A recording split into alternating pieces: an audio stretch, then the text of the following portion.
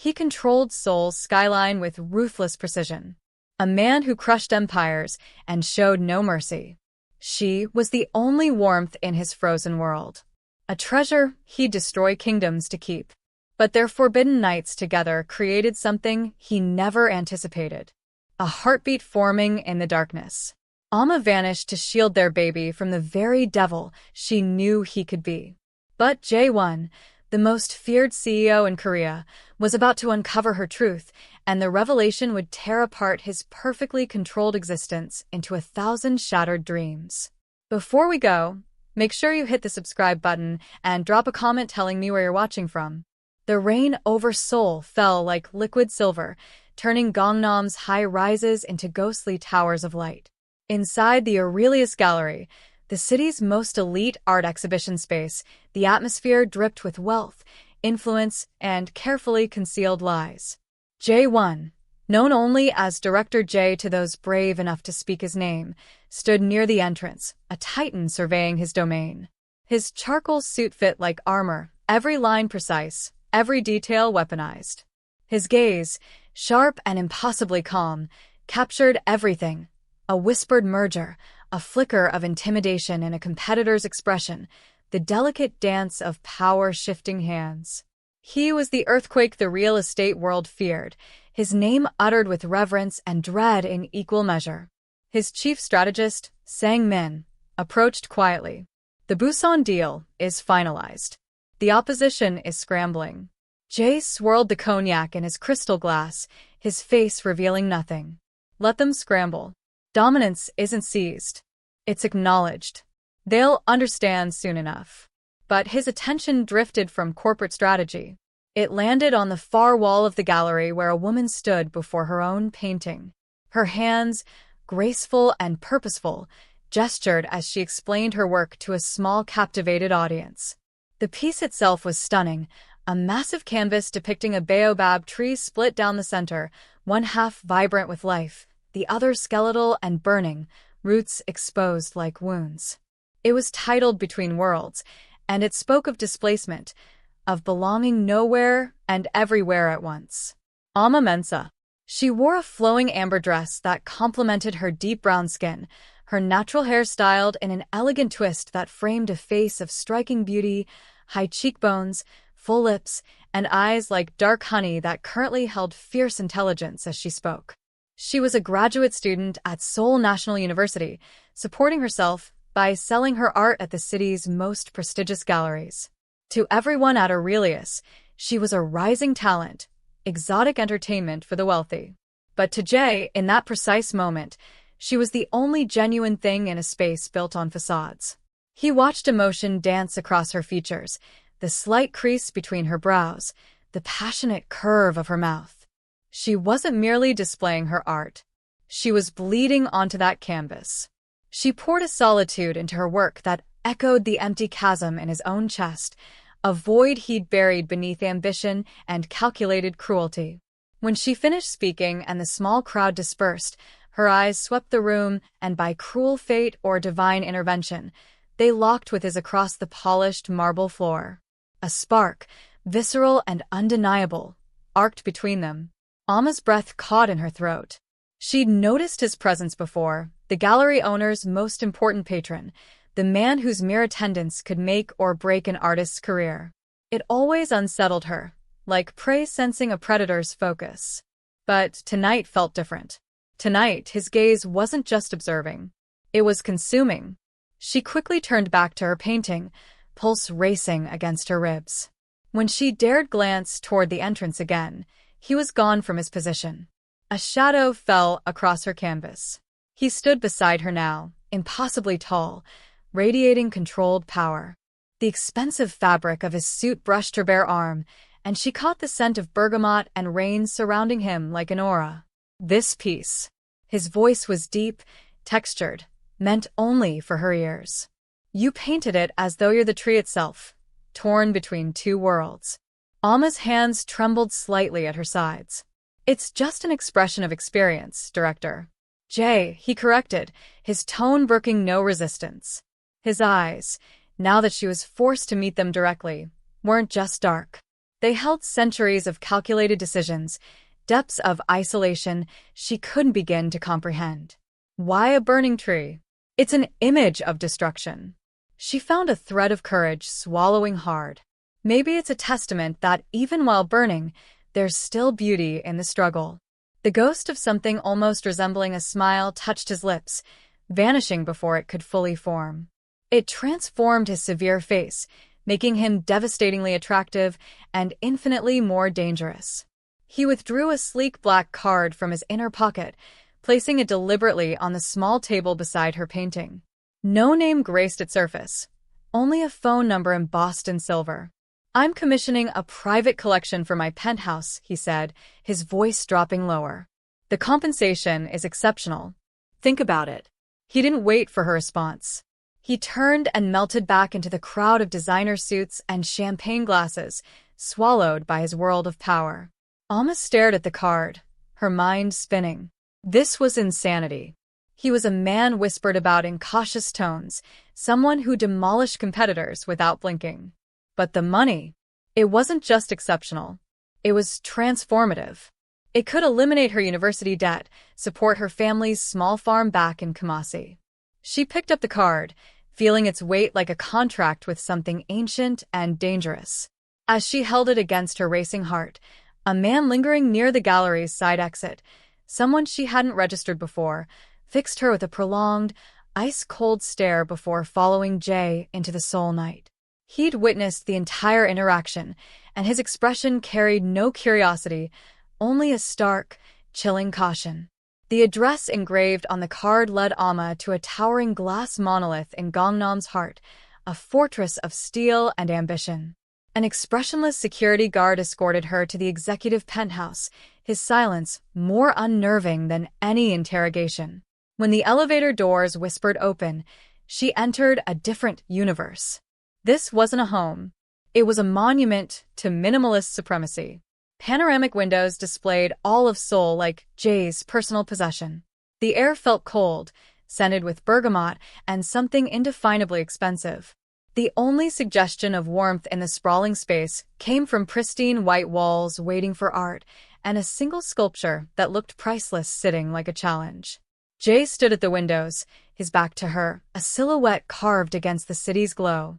He turned, and his gaze felt like a physical brand. He wore tailored black slacks and a charcoal turtleneck, but it did nothing to soften his aura of absolute authority.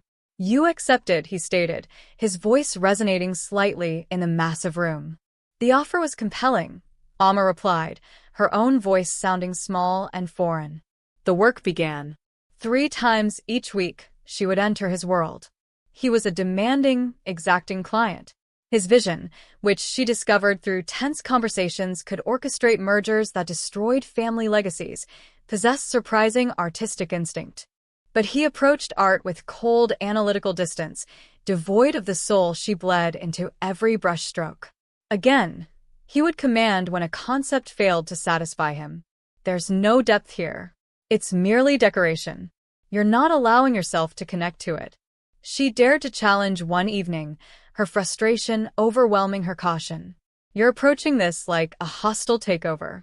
His eyes snapped to hers, a flash of something lethal flickering in their darkness. "And what should I be connecting to?" "The pain," she said, her heart pounding violently. "The isolation, the desperate hope that maybe the next decision won't leave you feeling so empty." Heavy silence crashed between them. The city pulsed below. For one breathtaking heartbeat, the impenetrable fortress in his eyes seemed to fracture, exposing a glimpse of the human being buried beneath the titan. Then it vanished, sealed behind reinforced concrete. "Continue," he ordered, his tone absolute. Yet beyond their sessions, a strange, unacknowledged tenderness emerged. On stormy evenings, a car would materialize for her with a driver holding an umbrella, declining payment. When she casually mentioned struggling with visa paperwork, an envelope containing the contact information for Seoul's best immigration attorney appeared beside her art supplies the next week with no explanation. He never acknowledged these actions, and she never expressed gratitude. But the space between them began to hum with something that transcended fear and touched on a terrifying magnetic pull. One evening, after a particularly charged session, he didn't immediately dismiss her. Instead, he poured 2 glasses of expensive red wine and offered one to her. "Why Seoul?" he asked, leaning against the bare wall, studying her. "An opportunity for something better," she said, tasting the wine's complexity, a contrast to the stark room. "For my family back home. We're all constructing better futures," he mused, his eyes drifting to the sprawling cityscape. "Some of us just have to demolish everything we were to achieve it." The confession hung in the air, weighted with unspoken history. Alma felt a dangerous attraction, a hunger to understand what he demolished, what scars he carried beneath those expensive clothes. She was no longer simply afraid of him. She was afraid for him. And more terrifyingly, she was afraid of the part of her that wanted to step closer to the flame. As she departed that night, the city lights smeared by rain, she felt a seismic shift. The pristine cage was no longer just a place she visited for survival. It was becoming somewhere she craved to return. And as the sleek elevator descended, she didn't notice the figure detaching from the shadows across the street. A camera lens with a telephoto attachment pointed directly at her, silently documenting her every movement. The clandestine photographs spread like venom through the arteries of Jay's corporation. Sang-min, ever the vigilant strategist, placed a grainy image on Jay's desk. Alma, captured mid-laugh, her dress swirling as she left the tower. "The board members are whispering, Director," Sang-min said, his voice measured and careful. "They're suggesting she's a liability, a weakness competitors could weaponize." Jay's expression remained glacial, but a single sharp pulse in his jaw betrayed the storm beneath. "Silence the whispers," Sang-min permanently. "She is not a subject for boardroom speculation." This was the reality Alma was unknowingly penetrating, a world where a single laugh could sign a death warrant. That evening, the art session crackled with new volatile energy. Jay was distant, his critiques more cutting, almost vicious. He grabbed one of her preliminary sketches and tore it in half, the sudden rip making Alma flinch. "Enough," he growled, running a hand through his meticulously styled hair, disrupting its perfection. "This is worthless." He stalked to the bar, pouring something amber and strong. The silence felt suffocating. Alma, her heart hammering, held her ground. "You can't intimidate art, Jay. It doesn't respond to corporate pressure." He whirled, his eyes blazing. "You think you understand anything about pressure? About the decisions I make to maintain this empire of glass and steel?" He gestured violently at the panoramic view. "This isn't a gallery opening. One wrong move and people lose everything they've built." "Then why bring me here?" she challenged, her voice shaking but clear. "If your world is so ruthless, why invite a liability?" He crossed the room in 3 powerful strides, his presence overwhelming. The scent of bergamot and wine flooded her senses. "Because," he whispered, his voice raw, his gaze dropping to her lips, "you are the only thing in this godforsaken city that doesn't feel like a transaction." The confession suspended between them, disarming them both. The fury in his eyes melted, replaced by a yearning so profound it stole her oxygen. He raised his hand, his knuckles gently brushing a stray curl from her temple. The touch ignited electricity, a lightning strike in the sterile penthouse. Alma's fear evaporated, replaced by a surge of protectiveness and a desire so intense it terrified her. She didn't retreat. She leaned into his touch. It was the only invitation he needed. He eliminated the final distance between them, his lips claiming hers in a kiss that wasn't gentle. It was a possession, a desperate search for sanctuary, a confession of loneliness that mirrored her own. It was everything she'd secretly imagined, and nothing like she'd expected, softer, more devastating. His arms wrapped around her, pulling her against him. And for the first time, the untouchable real estate titan felt achingly, wonderfully human. But as they separated, breathless and irrevocably changed, his phone on the glass desk buzzed sharply, shattering the moment. Sang-min's tense voice cut through the speaker. "Director, we have a situation. The Park Group, they've made a hostile move on the Gangnam project. It's chaos." Jay's eyes, which had been soft with wonder, hardened into obsidian shards instantly. The mask of the destroyer returned. He gave Alma a lingering look, a look filled with promise and warning, before turning toward the door. "Lock the door after me," he commanded, his voice once again cold steel. "Don't open it for anyone except me." The heavy door clicked shut, leaving Alma alone in the silent, immaculate cage. Her lips still burned from his kiss. Her body still resonated from his touch. But the chill of his final words seeped into her bones, a brutal reminder that the man who had just kissed her with such soul-destroying tenderness was now walking directly into a corporate bloodbath. The penthouse felt vast and frozen in Jay's absence. Alma obeyed his command, locking the door, the metallic sound echoing her own frantic heartbeat. She could still taste him, whiskey and desperation, still feel the imprint of his hands on her waist. He had kissed her like a drowning man finding air, and she had willingly submerged herself in him. Hours crawled by, each one an eternity. She paced the enormous living space, the city lights below twinkling with false normalcy. Was he safe? Was he hurt?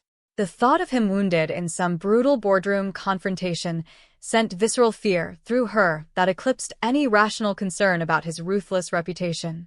The man who had shown her his fractured soul mattered more than the titan the world feared. It was nearly sunrise when she heard the key turn. She spun around, breath catching. Jay stood in the doorway. He was physically unharmed, but he carried the battle with him like a shroud.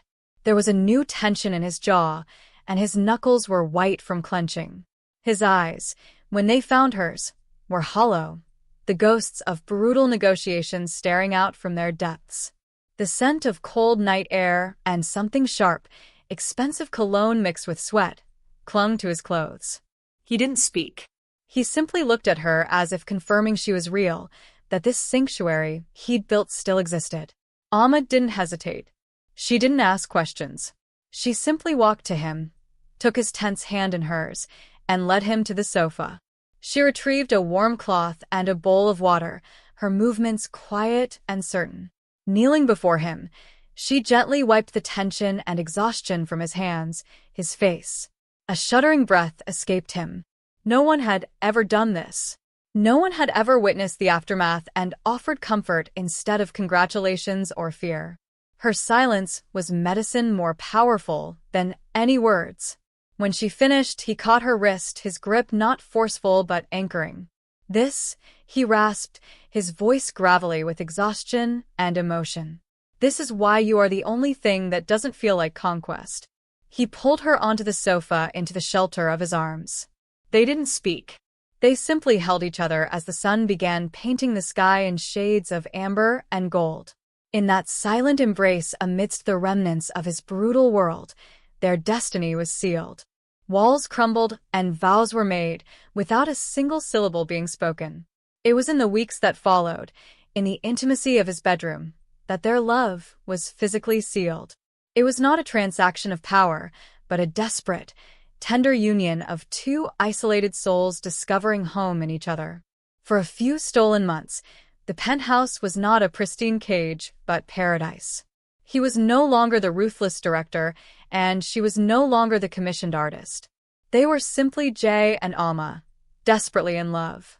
But paradise is always a fragile dream. The morning the nausea first ambushed her, cold dread coiled down Alma's spine.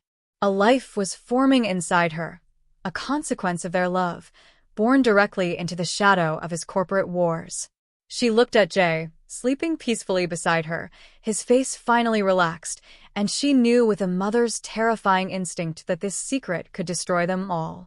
The scent of his bergamot soap on the pillow beside her used to bring comfort. Now it triggered the nausea that twisted in her stomach each morning.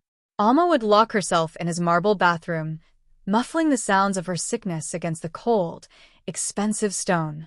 She counted the weeks with sinking dread. The proof was in the missed cycle, the unbearable tenderness in her breasts, the wave of exhaustion that crashed over her each afternoon. A life. Their life. She imagined telling him. She pictured the shock, the disbelief, and then what? A cold, strategic discussion, a demand to handle it discreetly, or worse, a fierce, possessive joy that would paint a target on them all. His world was one of merciless absolutes. An heir was the ultimate vulnerability, the ultimate leverage. His rivals would stop at nothing to reach a pregnant Alma, to use their child as a bargaining chip in corporate warfare. The decision crystallized one night as she watched him from the balcony. He was on a conference call, his voice a low, dangerous rumble, his posture rigid with lethal focus.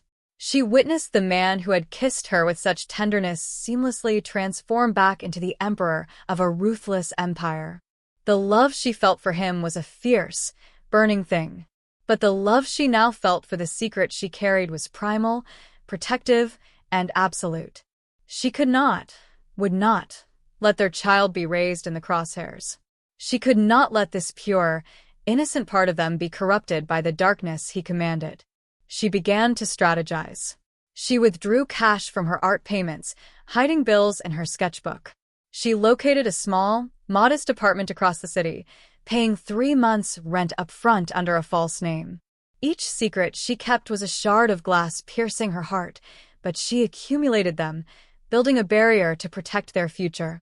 The final catalyst was a seemingly innocent event. A bouquet of white orchids arrived at the penthouse with a card reading for the artist. Jay had been furious, his team scrambling to trace the delivery. It was a message. She was being monitored. She was known. That night, as he slept, she traced the strong line of his jaw, memorizing the feeling of him. Tears she refused to release burned behind her eyes. "I love you," she whispered into the darkness, her voice fracturing. "That's why I have to do this. Forgive me." She left at 4 a.m, taking nothing he had given her except the memory of his touch. She left the black commission card on the empty canvas and slipped out into the sleeping city, a ghost vanishing from his glass life. When Jay woke to an empty bed, he found the penthouse devastatingly silent. There was no note, no explanation, just a profound, echoing absence where she had been. His first roar of denial was pure, unadulterated anguish. But as his team searched and found nothing, that anguish curdled into something colder, darker. He stood at his window, his knuckles white as he gripped the frame. "Find her," he commanded Sang-min, his voice stripped of all the softness Alma had nurtured. It was the voice of the corporate destroyer, promising devastation. "Tear this city apart. She belongs to me." He had no idea that the reason for her disappearance was the very part of her that would forever belong to him, now growing in the shadows of the city he owned. For 3 brutal months, Jay waged war on 2 fronts.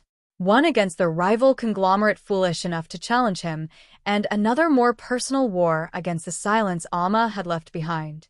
His investigators combed through security footage, tracked financial records, and questioned every contact in Seoul. She had vanished as if she had never existed, a ghost that haunted the edges of his ruthless empire. The penthouse became a mausoleum. He ordered all her art removed. The silence was preferable to the memory of her passion. He buried himself in destruction, his tactics becoming more brutal, more unhinged. The man who had learned to feel was now a weapon with its safety removed, and the corporate world bled for it.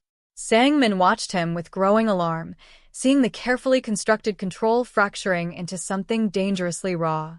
Meanwhile, Alma built a fragile new existence in a tiny apartment in a neighborhood far from Jay's glittering towers. The sounds were not of gallery openings, but of arguing neighbors and distant traffic. She survived on savings and small wages from a retail job she'd found under her false name. It was a lonely, fearful existence, every shadow potentially containing one of Jay's investigators. But there was secret joy growing within her. She would place a hand on her gently swelling stomach, feeling the first fluttering movements, and a love so profound would wash over her that the fear would momentarily recede. She was protecting this tiny, innocent life that was a perfect blend of her and the man she still loved with every fractured piece of her heart. One afternoon, a sharp, familiar pain lanced through her lower back, a remnant of an old injury flaring under pregnancy's strain. She stumbled, catching herself on a market stall. A kind Ajumma running the stall insisted she sit, her eyes full of maternal concern. "You need to see a doctor, dear. You can't be careless in your condition," the woman clucked, pressing a card into Alma's hand. "My son runs a prenatal clinic. He's excellent, discreet. Go see him." Desperate for relief, Alma made an appointment. The clinic was clean and professional. As she lay on the examination table, the doctor's hands working on her sore muscles, she felt a wave of vulnerability. This was a record. But the pain was too great, and the need to be strong for her baby outweighed her caution. She didn't know that the clinic, like many businesses in the city, had contracts with Jay's real estate corporation.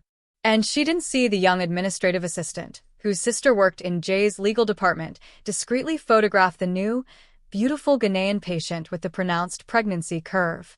A patient who paid in cash and gave a name that didn't exist in any system. The assistant sent the photo with a casual message. "Saw this gorgeous foreigner today. Thought the director might be interested in new tenants." It was thoughtless, a cruel game. The photo didn't go to her sister. It went directly to Sang-min, who was personally vetting all unusual reports. He stared at the image on his phone, at Alma's face, tired but serene, and then his eyes dropped to the distinct, undeniable curve of her stomach. His blood turned to ice. This was no longer a missing person case. This was a cataclysm. He stood outside Jay's office, the phone feeling like lead in his hand. He could hear the violent rhythm of Jay's voice as he handled another corporate threat. Sang-min knew that delivering this news would not bring relief. It would detonate the last remaining fragment of his director's sanity. Taking a deep breath, he pushed the door open. "Director," Sang-min said, his voice unnervingly quiet. "We found her, but you need to see this." The air in Jay's office was still thick with threat from his last call. He didn't look up as Sang-min entered, his focus on the cityscape, a kingdom that now felt like an empty monument. "If it's about the Park Group, tell me they're suffering," he said, his voice a low, dangerous hum. "It's not the Park Group," Sang-min said, his tone forcing Jay's gaze to snap toward him. Sang-min placed his phone on the polished desk. The screen displayed the photo. Alma, her profile soft and weary, her hand resting unconsciously on the full, round curve of her stomach. It was a gesture of innate protection, a silent declaration. For a moment, Jay's mind refused to process it. He saw Alma. Then, he saw the evidence of her pregnancy. The timeline. The mathematics clicked into place with the devastating precision of a contract being executed. His child. The child she had been carrying when she vanished. The child she had hidden from him. The cold, controlled mask he had worn for 3 months shattered.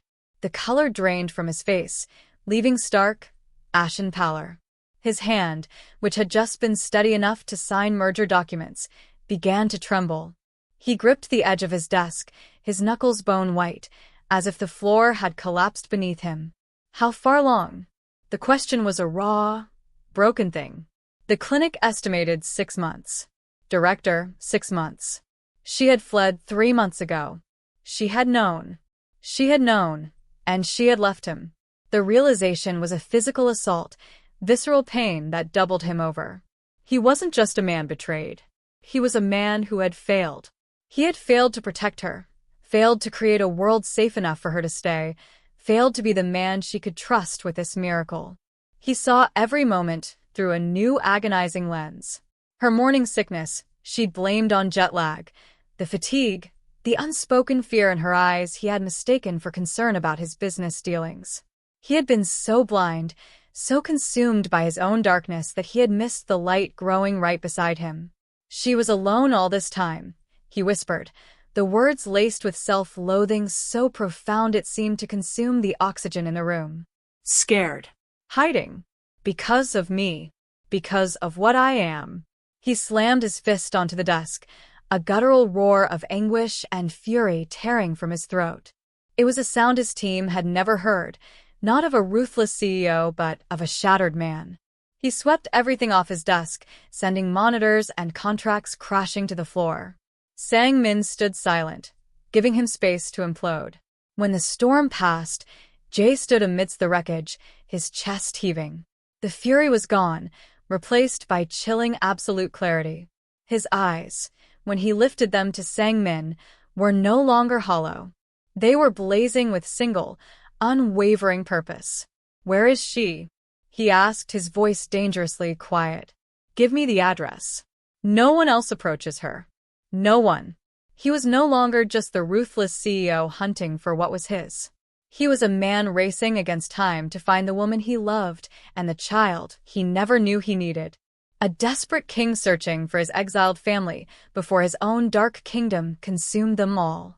The address led him to a part of the city his wealth never touched. The stairwell of the old apartment building smelled of damp concrete and stale cooking. Each step Jay took felt like penance. The corporate emperor was entering a world of struggle, a world he had forced the woman he loved into. He stood before her door, a flimsy piece of wood that was the only barrier separating him from his entire world. For the first time in his life, he was terrified. He didn't knock. He turned the handle. It was unlocked. Alma was standing in the center of the small, sparse room, her hands instinctively cradling her stomach.